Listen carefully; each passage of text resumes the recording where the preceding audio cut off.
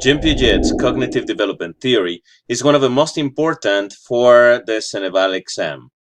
Stay until the end of the video to know everything about this theory.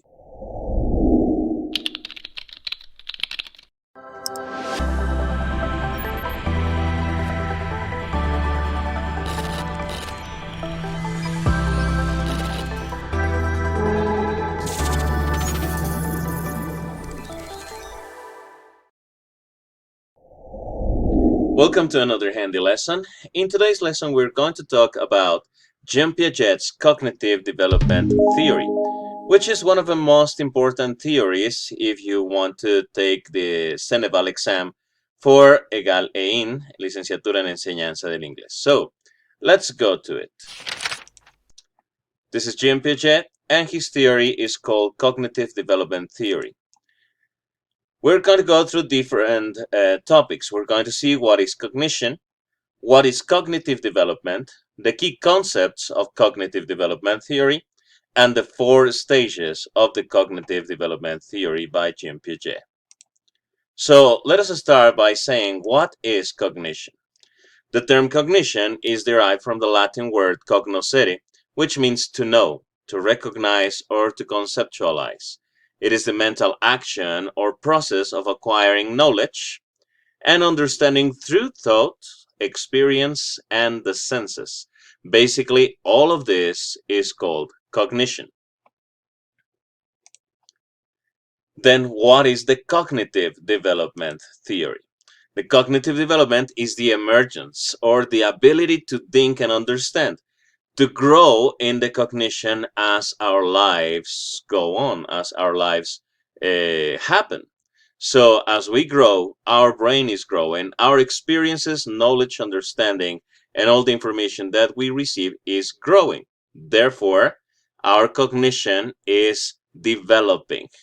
And through our biological stages, we will also have a cognitive development. This is called cognitive development theory. Now, there are some key concepts we must understand. The first concept is called schema. Schema is everything that we conceptualize when we receive information. Since the moment we're born, we are receiving information, and our brain is taking the most important of that information, creating a concept and putting it into our mind, memory, and creating a whole image and concept about something specific. This is called a schema. It's an internal representation of the world. It helps an individual to understand the world they inhabit. Then, for example, let's imagine that a baby is presented with a cross. The beginning, he sees a cross, all right? Later on, okay, we're going to have something that is called assimilation. Assimilation uses an existing schema, something that is already in our mind, to deal with a new object or situation. So the learner or the individual fits the new idea into something that already existed. Let's talk about that cross that the baby was shown. The next, he's going to be shown a sword. So all he has to do is to invert the image of the cross to have a sword.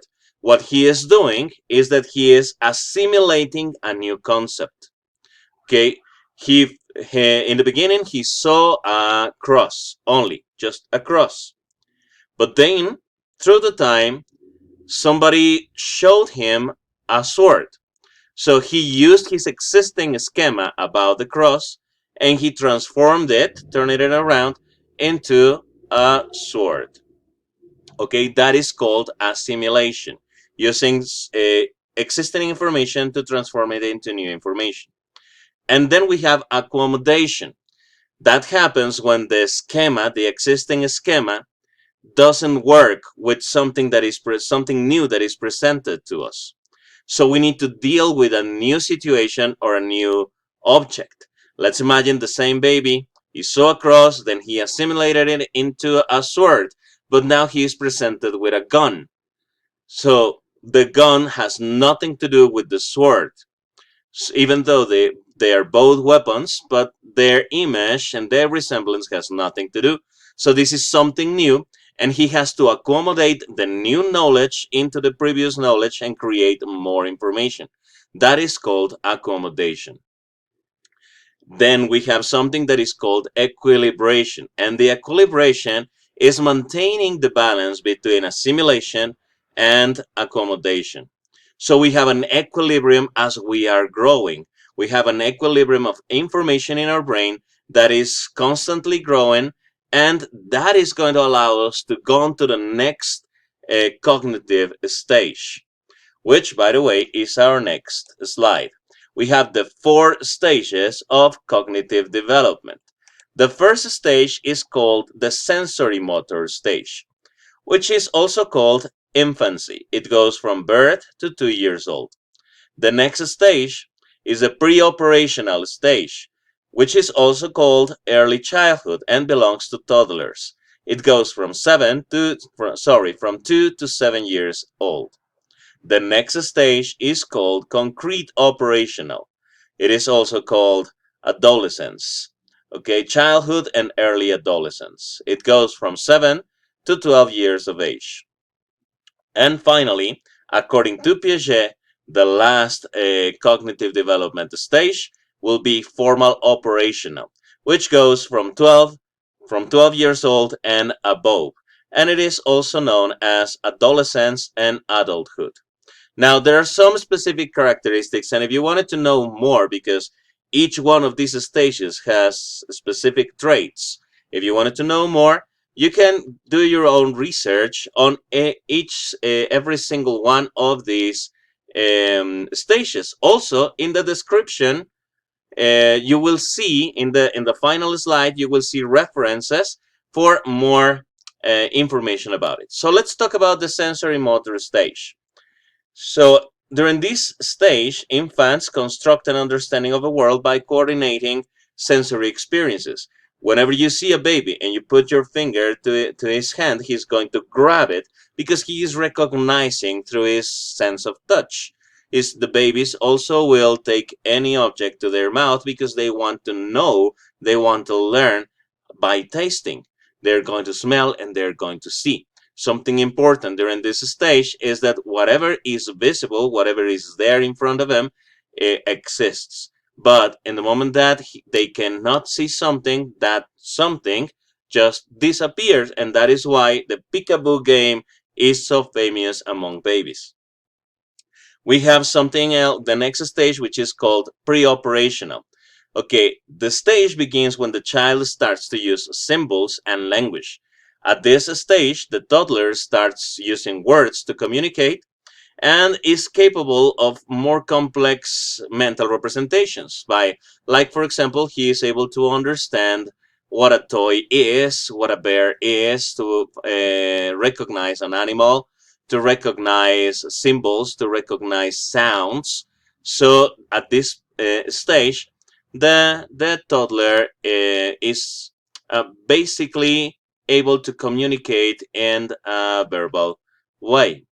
The next stage will go concrete operational. It is childhood and early adolescence. Okay, at this moment of life, early adolescence starts to use logic in a better way. The ability to sort objects in the early moment of this stage, the children are able to sort, to differentiate, to organize object into different items like size, shape, amount, color. So they are able to sort them out. All right. So that is one of the characteristics of the concrete operational stage.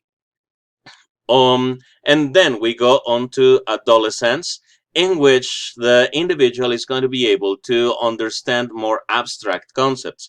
He's going to start thinking about future, and he's going to know that nothing is absolute, that everything is relative, meaning that there are always some perceptions and some characteristics and some background about anything. So he has to consider all the different perspectives and situations in order to come up with one conviction. It is also the moment when individuals come to create their convictions about life, about religion, about justice, about moral, about ethics. Okay? And finally, we have the reference guide if you want to know more about the topic. So thank you very much. This was the handy lesson about cognitive development theory by Jean Piaget. See you in the next lesson.